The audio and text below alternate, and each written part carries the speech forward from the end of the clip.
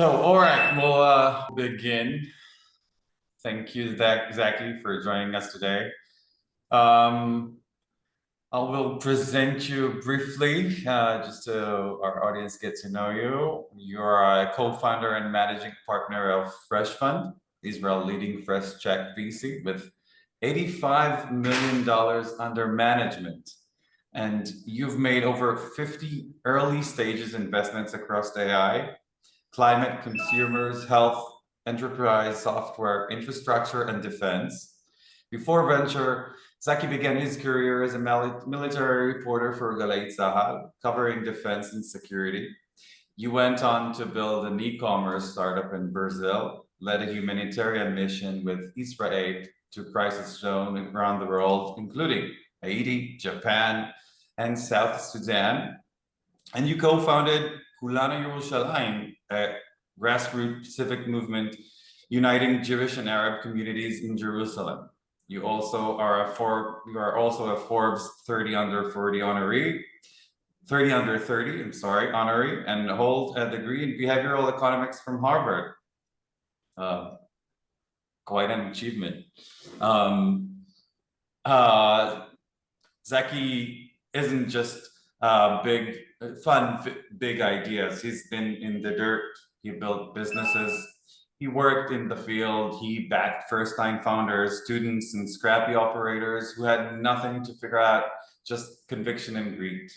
That makes him the perfect person to speak to as our audience, people who are already building something real, but want to build something smarter, faster, and with less weight on their shoulders. So I'm gonna have to start with a question.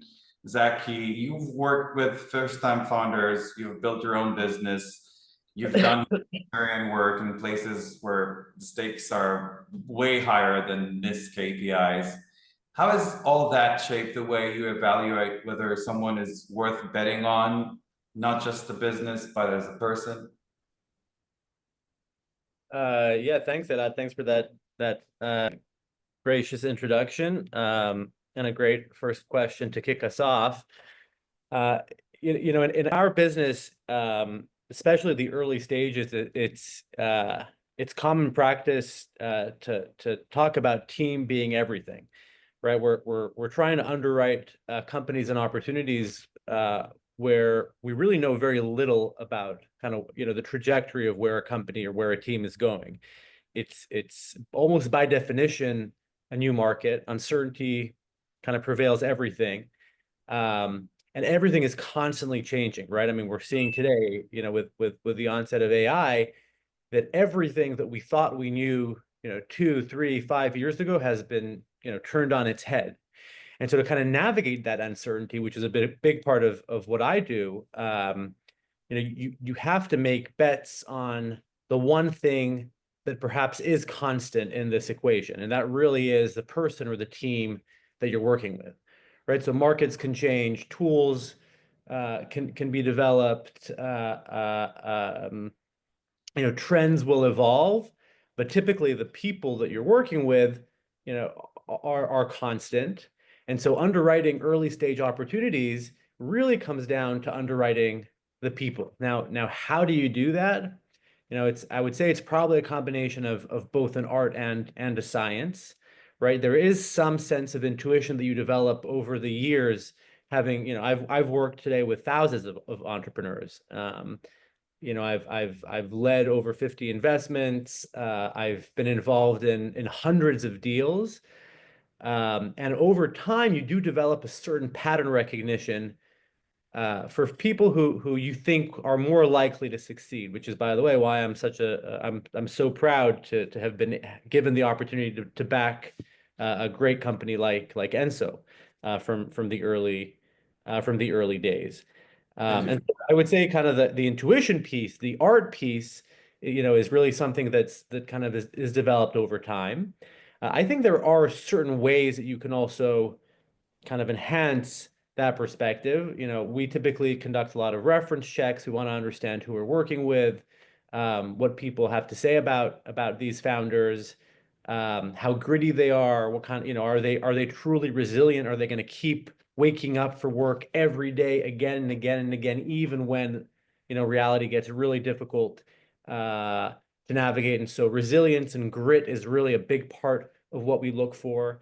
We want to see that there's um, kind of what we call a founder market fit, right? So it's very common in this business to talk about product market fit. Are you building something that people want? And that's really one side of the equation. The other is to really make sure that the right team is building for the right problem or for the right solution. And so we kind of look to see whether or not a founding team has those domain expertise. By the way, those don't have to necessarily be domain expertise that were developed over years of experience. I mean, that's one way of doing it, but we're also very happy to work with founders who have, we've seen kind of study a problem in depth, even as outsiders, have really put in the work to understand the space, the market, to have conversations with customers, to really dive deep and to really become experts in their category. So being an expert in a category doesn't mean you have to grow up in a space, but it means that you're willing to do the work, and that's what we really want to see. Um, I would add to that, we want good communicators. We want people who are good to work with. This is a long-term relationship when you back an early stage company. In fact, I would say on average, the lifetime of an early stage company is larger than the average marriage in the United States. And so we're really in this for the long run. And so we want to understand and we want to make sure that there's really a good fit kind of between us and the founders who we back. We want to see people kind of, be very quick and responsive. We want people to iterate very quickly because everything is changing constantly, and iteration is going to be a big part of this business. Yeah. So kind of in every interaction with a founder, we're looking to see, are they delivering on what they said they were? Are they responding quickly? Are they moving and adapting, quickly enough? Right?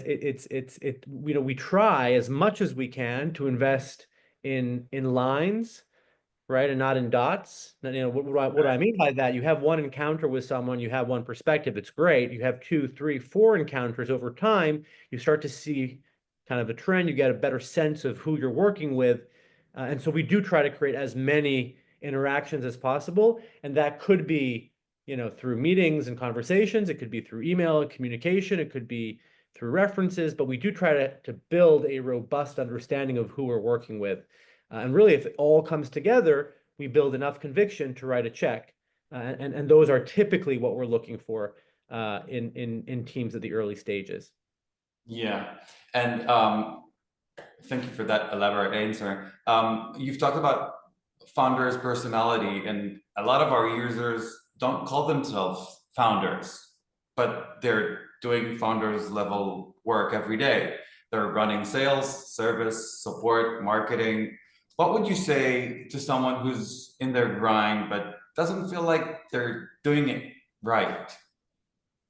Yeah, it's a great question. I mean, I would say that anyone who starts a business, big or small, is in fact a founder. I think you're dealing with a lot of the same challenges that tech founders are dealing with, the traditional tech founders are dealing with, which is really navigating uncertainty, building something from scratch, generating buy-in for a product, doing a lot of work yourself, right? I mean, like you said, it's at the early stages, you don't have a team for each function. You kind of have to be a jack of all trades. You have to get it all done. I would say that's probably more the case with some of the founders, and I think it's a great term to use here. I think folks who manage small businesses are founders of their own businesses. They're business owners. It's all on them. The responsibility is on them. If it goes well, they do well. If it goes poorly, all the responsibility is on them as well. And so, in that sense, I think there are a lot of similarities.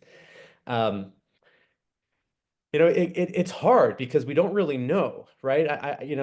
There are obviously kind of, there's feedback, there's business feedback that tells us that perhaps we're on the right direction, right? So there's, sale metrics, you have, user acquisition costs. I mean, there are certain things you can track to see whether, how you're doing, and that's very, very helpful. But you could also be building something really great, but it just takes some time to really get what you're building into the hands of a customer to really get that feedback. And that can be super confusing and super frustrating. I would say probably to those founders, consistency is king. Mhm. Right. So one of the entrepreneurs that we've backed is an influencer, a social media influencer called Nas Daily. You may be familiar with. Um, he's a guy called Nusair Yassin, who went to Harvard with me, and I was his first investor. Today, he has about 50 million followers. He runs a business that supports other influencers and helps them monetize. And by the way, helps them launch, small businesses as well on his platform. Yeah. The way he started, I mean, he started by making one video a day. I mean, he was a software engineer in New York. He decided he wanted to travel the world, and he started by really making these one videos a day. And for years, he'd have 20 likes, 30 likes. It was and he stayed at it again and again and again. Every day, another video. And this is hours of work, right? And you throw out something into the ether, you get a few interactions, a few likes, maybe a comment here or there, but that's about it. But he did Yeah. it again and again and again and again. And suddenly, I mean, it's quite remarkable. Took over a year, but suddenly he started to gain more and more traction. And it's hard to say exactly when that happened. And I don't think he even really knows really what changed. I mean, he just kept doing the exact same thing, but with time, it just caught on. And today, he has over 50 million followers. He's worth, tens of millions of dollars personally. His business is doing very, very well. Um, and if you ask him, he would say, you know what, you just have to be super consistent. And I think that's true for any founder. This stuff takes a lot of time. Now you want to make sure you're not running down the wrong rabbit hole. For sure, you got to be critical. You got to be asking these questions constantly. You got to be checking your assumptions as often as possible. You want to make sure you're talking to your customers and your users as much as possible to understand, are you really building something that they want? Are they willing to vote not only with words but also with actions and with payment? Um, However, to expect things to just happen instantaneously is unrealistic, and you have to keep at it. And that would be probably my top piece of advice: is consistency is king.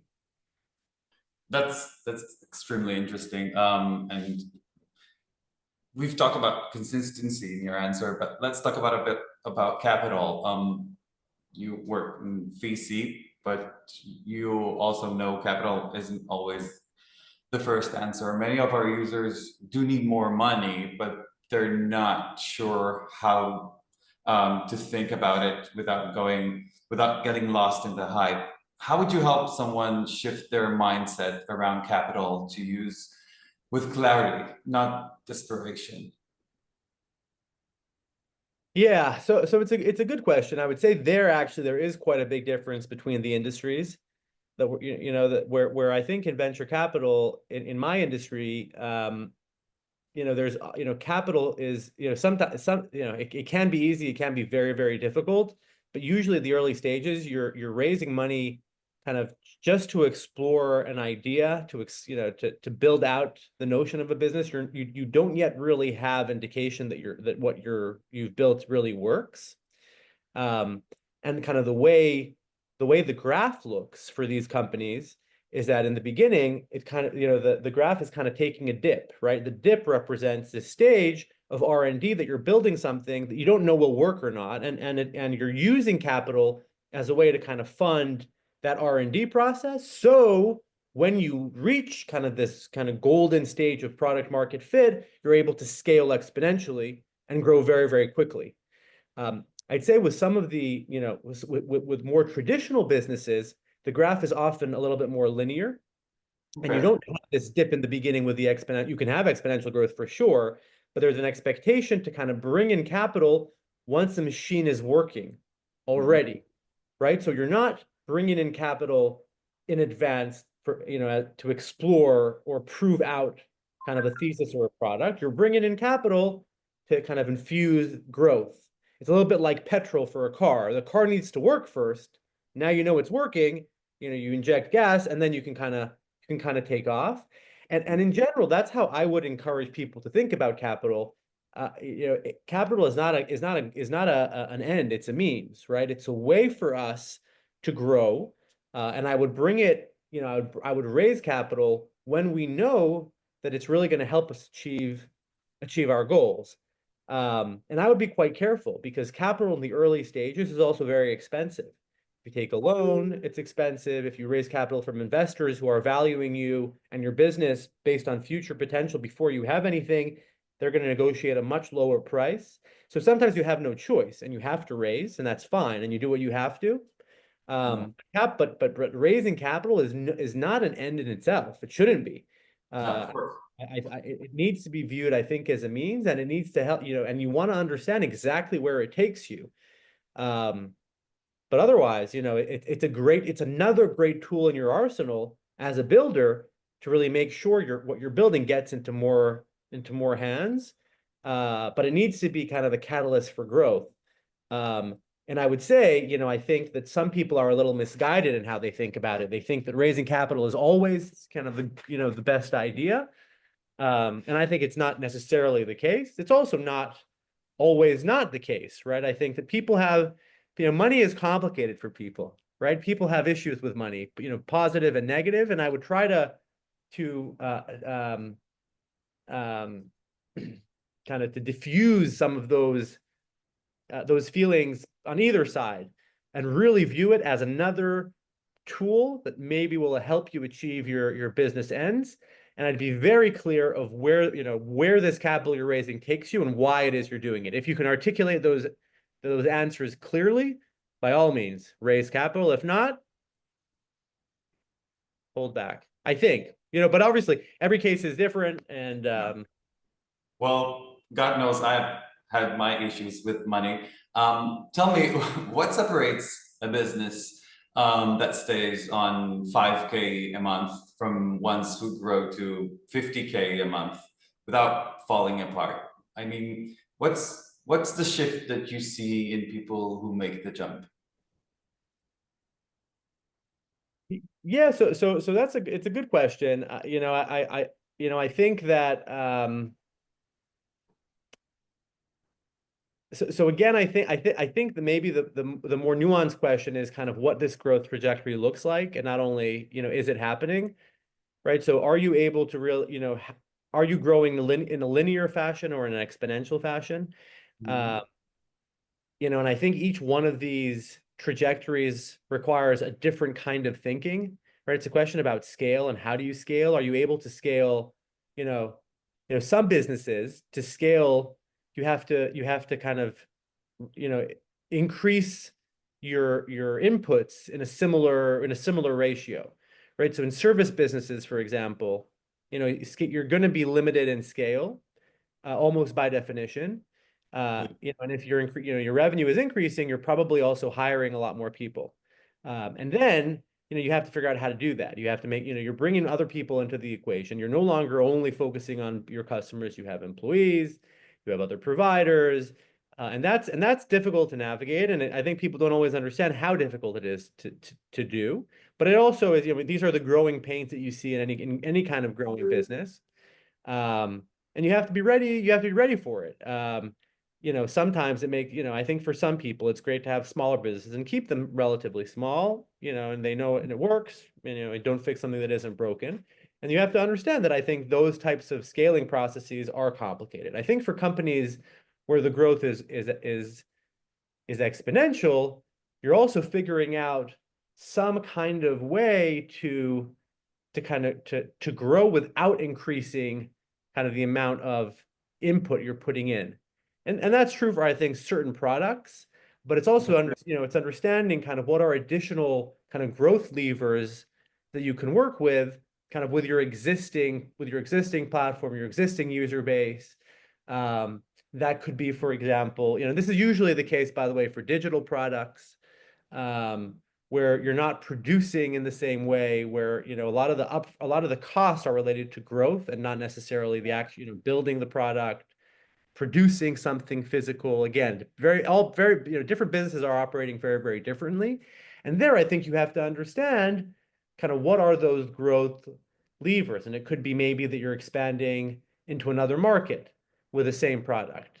Maybe the second you've translated kind of your offering, and you've grown into another market, it's potentially, a growth lever that could help you get from, X to Y with an exponential trajectory. Yeah.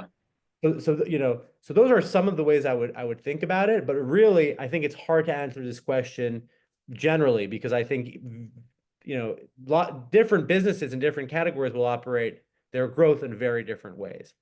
Yeah. Okay, so we've talked about money, but let's talk about the maybe the X factor of founders.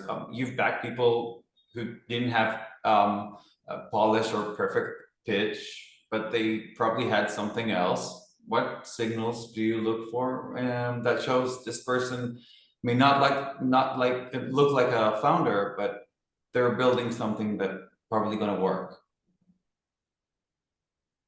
Um, yeah, so I think I addressed some of these questions in my first. I think the answer to your first question of kind of what we're looking for, and we spoke about grit, we spoke about kind of founder market fit, domain expertise, seeing things through. And I would say, those are probably kind of consistent with this question as well. And if you were to dropped into a solo business, distant income, no team, way too much on your plate, what's the first thing you do to unlock real growth without burning out? So solo businesses are interesting. I mean, I think today, the way to or the way to think about again about scale and growth comes down, similar to what we discussed previously, to this idea of bringing kind of down the inputs that are going into to building out this business. And I think that's possible today to do with AI in ways that it was never possible previously. And to maybe even connect this to your previous question, which I ignore, which I decided not to answer, but I think that today, especially around solo businesses, and by the way, I would say, for tech founders also, we are looking for folks who can demonstrate some kind of, AI native abilities, right? We want to see that people are able to work with tools in a way that will allow them to grow very, very quickly. So, for example, we have a company in our portfolio called Swan AI, where, there are three founders who have been working by themselves. They haven't hired a single person, and they got from zero to, I don't know I don't want to say exact numbers, but not far from $1 million in a few months. And they did everything by themselves. Now, as three people, the three-person team, which seems very, very difficult to do. And the only way they're able to do it is by really utilizing AI to do a lot of the work for a lot of those inputs that have traditionally taken a very long time. And that could be, from, a lot of the services that are available on platforms like Enso. Okay.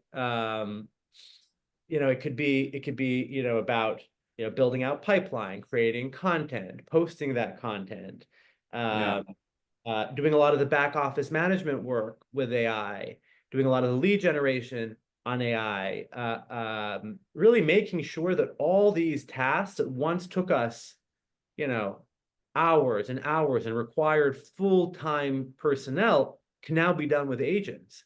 Exactly. It truly is a revolution. I mean, people understand this to some extent. I don't know if they fully understand this yet, but the world is changing. It's completely transformed, and businesses that will know how to utilize AI effectively will win. There is absolutely no question. And so we are looking for founders. We look constantly for founders who are able to work with these types of tools. And that would I would I would hazard is probably the single most meaningful growth engine for your business is using a lot of these tools effectively, and which is why I think platforms like Enso and content like this. There's much better content. I'm just a stupid venture capitalist, but really jumping into the nitty gritty of how to use a lot of these evolving AI stacks is going to be pivotal for any business who's trying to grow quickly in today's day and age. That's very interesting. And my next question was in regards to AI, but you pretty much covered that as well. But I want to ask you, what's something every solo business owner should systemize before they think about growth or scaling or even hiring their first freelancer? Would you say AI as well? You say systematize? Yeah. Would that be an AI system as well, or? Yeah, I mean, yeah, you know, I bet that's not the answer you would give 2 years ago. no, for sure. But I think AI is a piece of it. I think in general, I think, I, I think it's important to really to build out the right habits and operations and to kind of create a well-working or well-oiled machine from the get-go. And there's always this kind of balance, right, in the early days where you have to kind of fake it till you make it on the one hand, right? You're doing, you may be doing some things manually that in the future you will want to automate, and you do it initially to kind of gain a lot of that early traction to prove that you're building something that people want, and that's kind of one side of this equation. Next to really making sure that when you are starting to grow, you're able to support it and you have the right infrastructure in place to make sure that when suddenly customers roll in, you're able to really you're really able to support them. And that's a tension that's difficult to navigate. I think it's easier to do today with AI because you don't have to fake it until you make it in the same way you once had to. You are able to actually automate a lot of this stuff early on. It doesn't take me 100 man hours and three people to build out some of these processes. So I think that is a piece of it. But I would in parallel also encourage folks to really make sure that you've set up just a lot of the infrastructure. Reporting, accounting, legal, working with the right service providers, I think is very, very important. It's tempting to say, we'll figure that out later. Okay. But later bites you in the ass, pardon my language, right? It comes back to you, and you want to make sure you're always planning for success. And I think that if once we had to fake it until we made it more, I think today with various tools, legal, account, all that stuff you can do today with AI. So in a way, kind of, a bunch of the platforms and tools and AI stacks available today help us mitigate that exact tension that I think you're alluding to, Elad.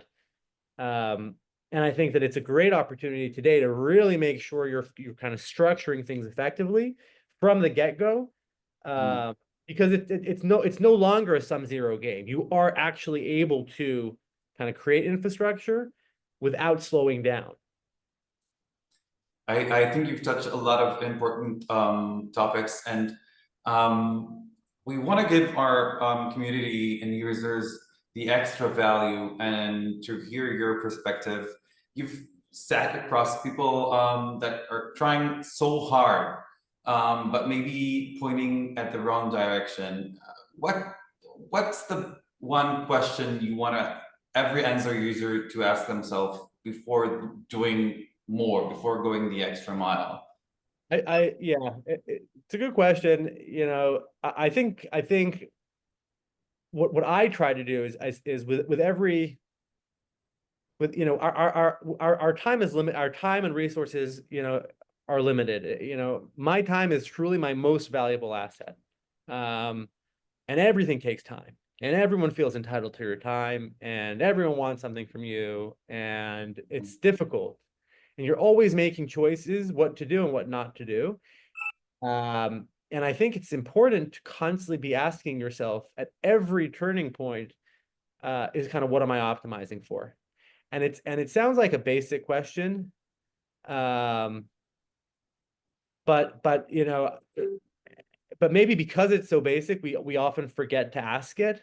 Is, why are we doing this? Why are we having this webinar? What is it, where does it take us? Like, what are, for each one of these things that we're doing, what are we optimizing for in the process? I ask myself this question all the time. And sometimes I come up with different answers. I think that's okay.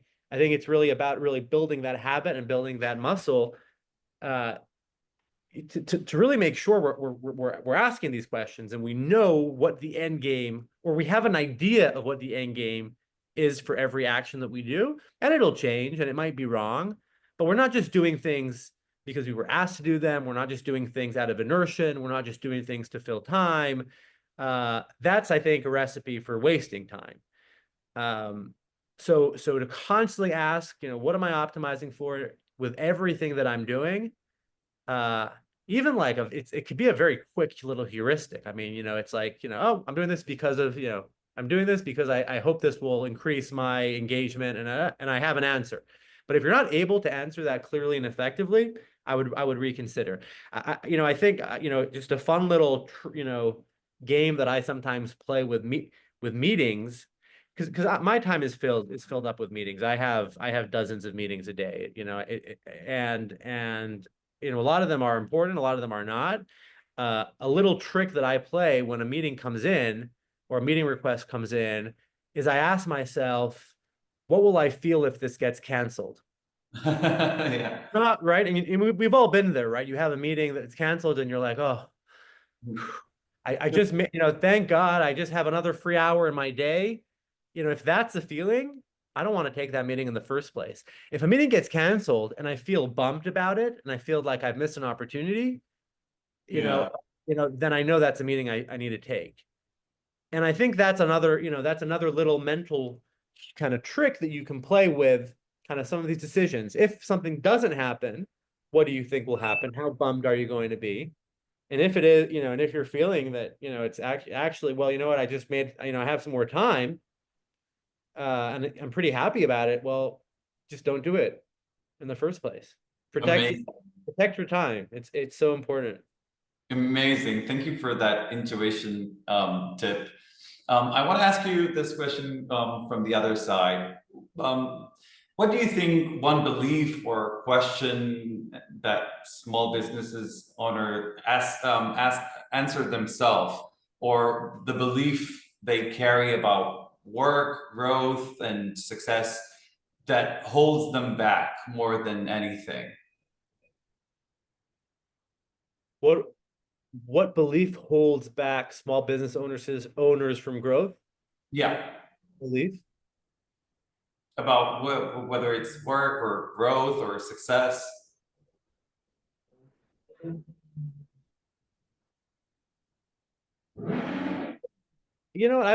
don't have a smart intuitive answer. Uh, I'm drawn back to this idea of consistency. I think it's hard to operate without feedback in general, right? You're building you're building something, and in the beginning you have no idea if it's working. You really just don't know, and that can be terrifying. It can be Yeah. It's very, very hard. You don't yet have, there's this kind of difficult stage before you start really gaining traction. Um, and I think that at that point in time, I can imagine, but I also know from myself. I mean, I've built my business. I've built a bunch of businesses. And that nagging self-doubt comes in, and you're like, well, what if I'm wasting my time? What if, I'm imagining this? what if people aren't going to like what we're doing? Why aren't they using? Why aren't they buying? It's, you know, that self-doubt can be super crippling, and I think that it's very challenging to kind of differentiate between kind of genuine kind of self-reflection that's super important. You got to ask the questions. You don't want to be dogmatic and blind about things. You have to look reality in the eye, and but at the same time, you have to be patient. You have to be consistent. You have to be hopeful. Um, and so, what is that one belief? I would say it's maybe kind of this inherent self-doubt. Mhm. Um, and the way around it is to really, stay consistent, but always be with your eyes open.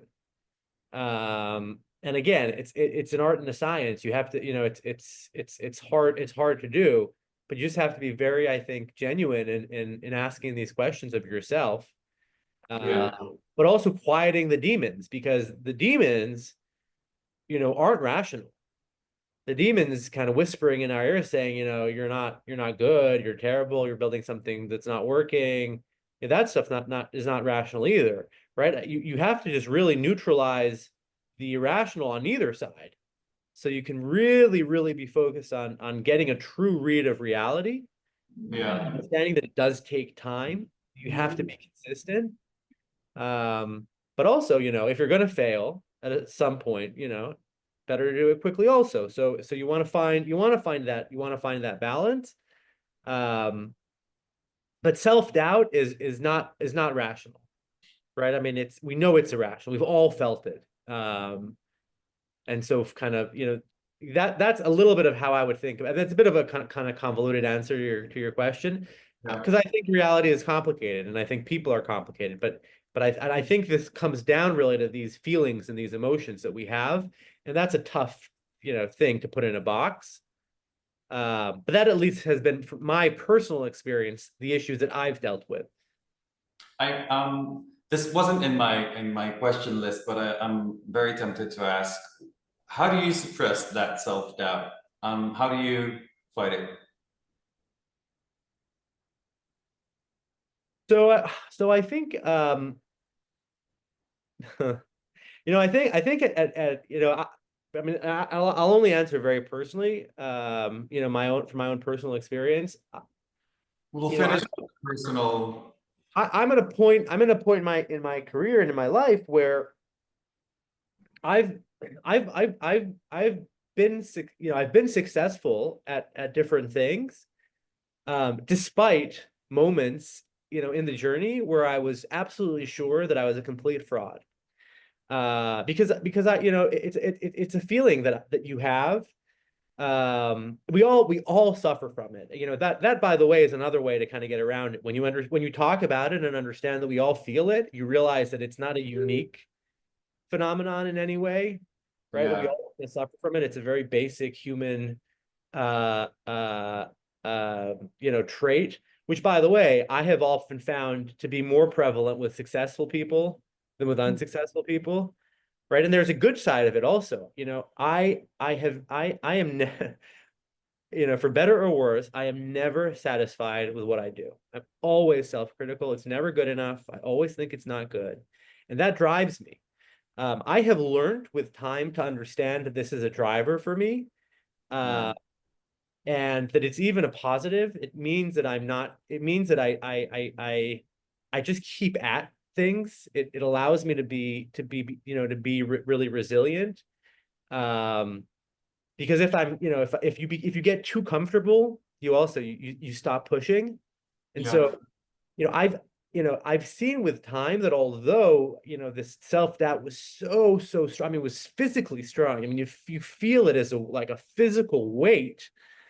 Um, but I've also seen how it keeps pushing me forward. And I've seen ultimately that if I'm able to not to kind of listen to it, understand it, not get, you know, too or like, give it room, but not let it take me down, it becomes a good force, a positive force for me.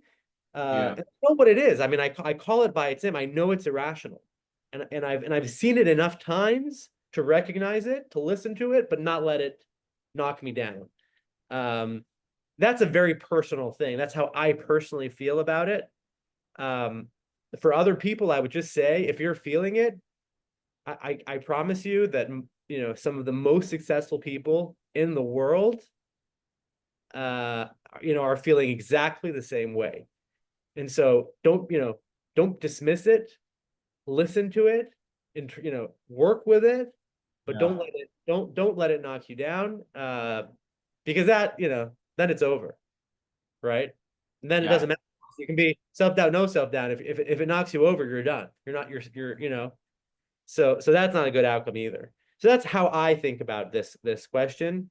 Again, very, you know, very personally, and we're all very different, um, but I think it's important to talk about it. So thank you for that question. And Thank you for answering and sharing your personal answer on that. I'm going to carry it with me. Thank you for that. I don't have any further questions, and I want to ask your audience if they have any questions, they can leave it in the questions and answers below. Um, but I don't see any questions. So I'm gonna have to thank you for this interesting interview. Thank you for compelling and very interesting answers. Um, and that's it. all right, thank Yeah. you all. Thank you so much, Zaki. Cheers. It's Thank you. amazing. Thank you very much. You're welcome. Be well. Thanks, everyone.